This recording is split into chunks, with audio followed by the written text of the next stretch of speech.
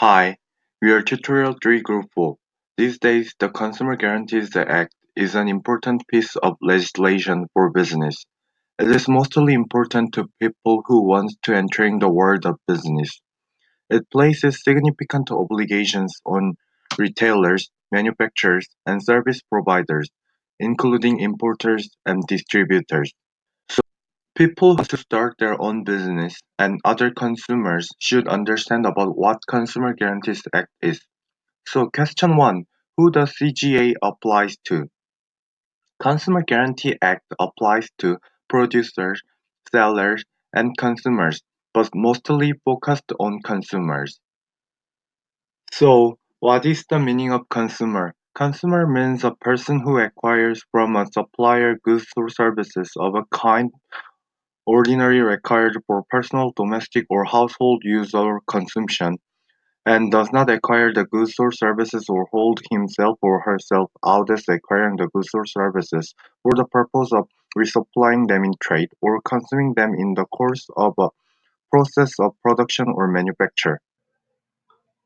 The main point of the guarantee for goods is acceptable quality, which include fit for all purpose. The goods are commonly supplied, acceptable in appearance and finish, free from minor defect, safe, durable. The second point for consumers guarantee is fitness for particular purpose. Expect consumer does not rely on the supplier's skill or judgment, and reasonable for consumers to rely on supplier skill or judgment. The other points for consumers guarantee are goods comply with description, goods comply with simple or demonstration model, repairs and spare parts, manufacture to order express guarantees.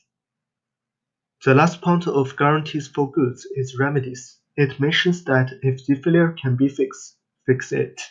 If the failure cannot be fixed, refund or replacement.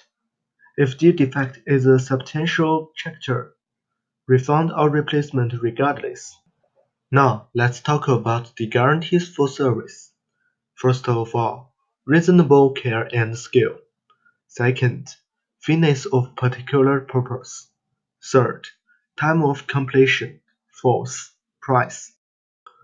When consumers are unsatisfied with the goods or service, they can ask supplier to repair or fix, replace, refund, get someone else to fix and claim cost, get something else of same value. By the way, if the breach also causes consequential loss that was foreseeable, consumers can recover this loss. Moreover, consumers also can claim damage against manufacturer if goods are not of acceptable quality, or fails to match description, or spare parts. Whether, in what situations, it is possible to contract out of the CGA. So we have 3 points. The first point is that we should have an agreement and the agreement must be in writing. The second point is both parts are in trade and agree to contract out of the provision. The third point is it is fair and reasonable that parts are bound by the provision in the agreement. Practical consequence of CGA for business practice. When we are in business, as what we have said before, Consumer Guarantee Act try to protect consumers. However, in most business transactions, business purchase for business purpose, not for personal purpose.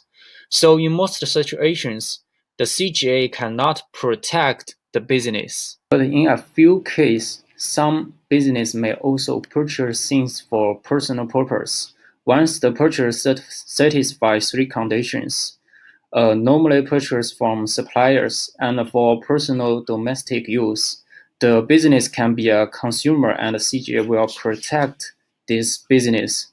So what we have pay attention is the situations that may contract out of the CGA. To sum up, When we are in business, the CGA only has a small amount of impact because the main purpose of the CGA is to protect the consumers, not the business. Thank you for watching our video.